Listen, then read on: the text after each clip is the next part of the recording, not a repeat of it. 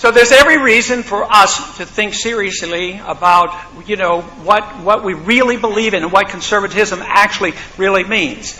The growth of the Tea Party movement and the left-right paradigm, they're all sort of intertwined, and yet there are very separate intellectual threads that need to be followed in all of that. I think, first of all, it's important to talk about and understand this left-right paradigm. What is this all about?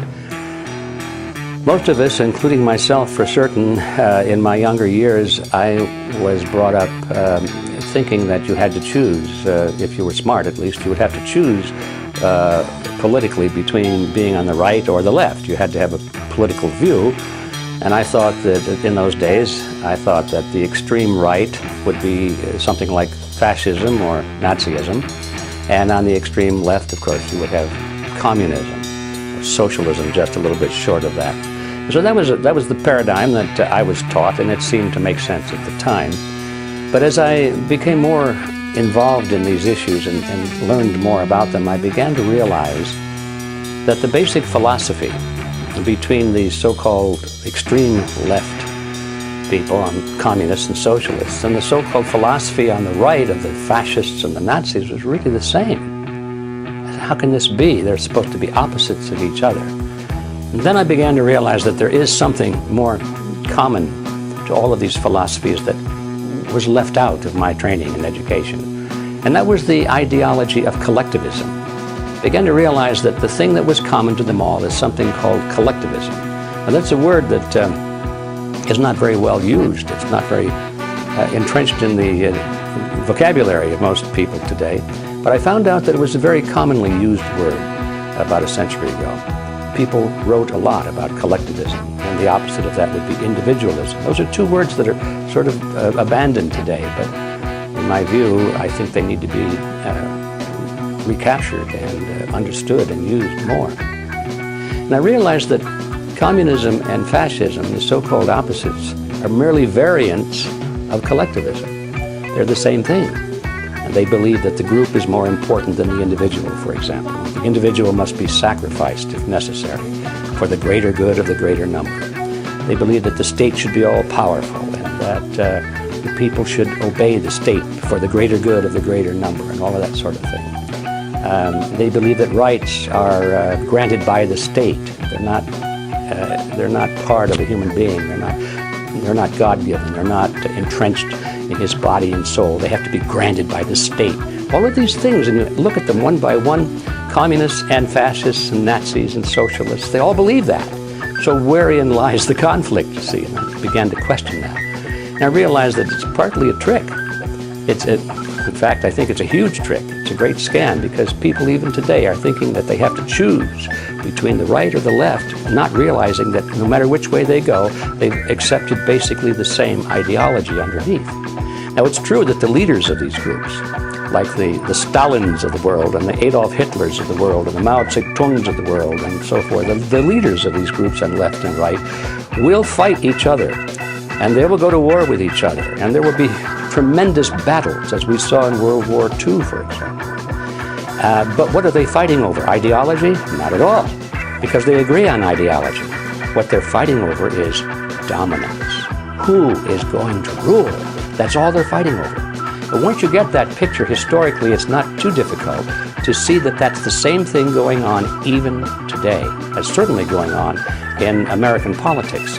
We have the left versus the right sort of embodied today in the Republican Party supposedly on the right and the Democrat Party supposedly on the left. Now here's a choice, isn't there? Well, why is it, if this is such a choice, that we go from Republicans to Democrats, and then 4 years or 8 years later we go back to Republicans again, and we keep doing this? We've been doing this since World War I. How come the country keeps moving in the same direction all the time, deeper and deeper and deeper into collectivism, regardless of which party is in favor, because they both believe in collectivism. They both believe in big government. Their slogans are different, their leaders are different, but the poor voter out there trying to make sense of all this is, he's tricked, he's stuck, he's trapped. And so this is the important thing to, I think, understand, that this left-right paradigm is it's a political ploy. It works very well for those who know what they're doing.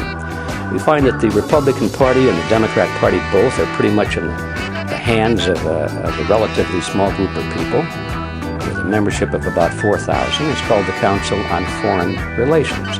These are the people that are really pulling the strings in both the Republican and the Democrat Party.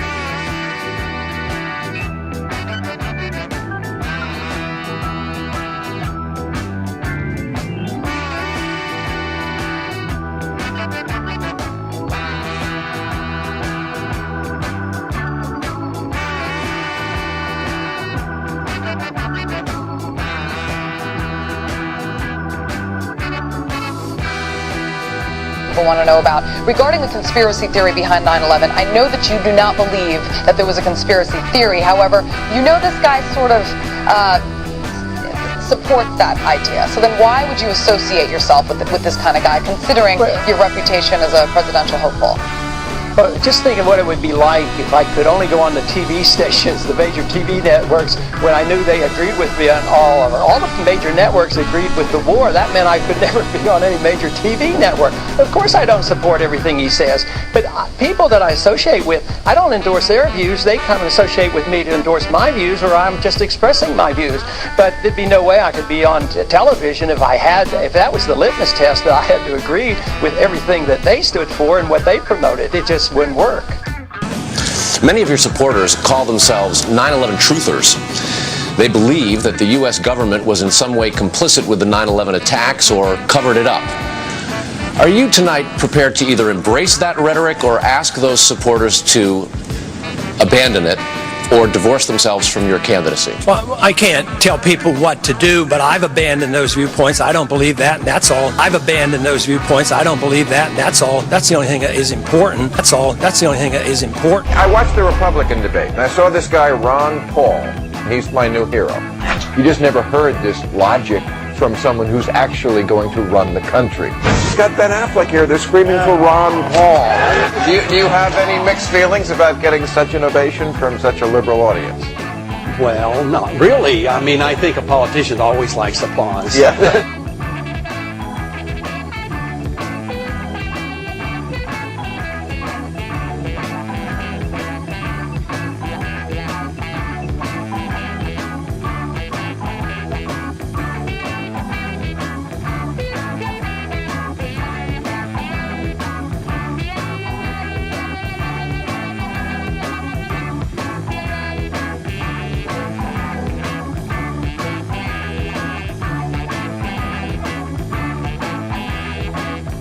It was the fact that we had troops in Saudi Arabia was one of the three reasons given for the attack on 9/11.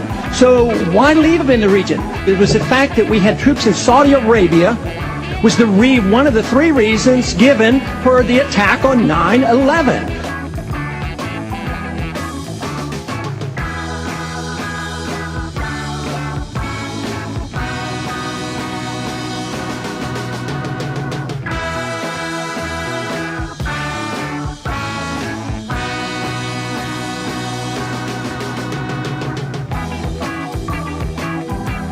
Difficulties over segregation and discrimination exist in every city, in every state of the Union, producing in many cities a rising tide of discontent that threatens the public safety. It is better to settle these matters in the courts than on the streets, and new laws are needed at every level. But law alone cannot make men see right.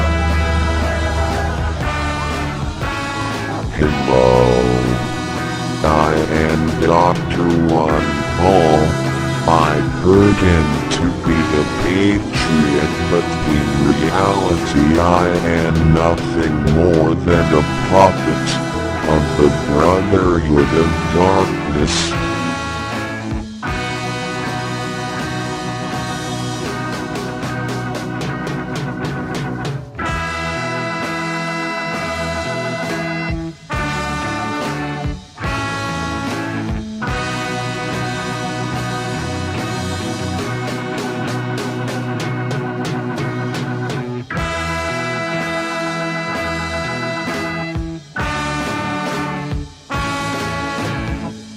What upon my chest Hitler style in celebration of our new world order.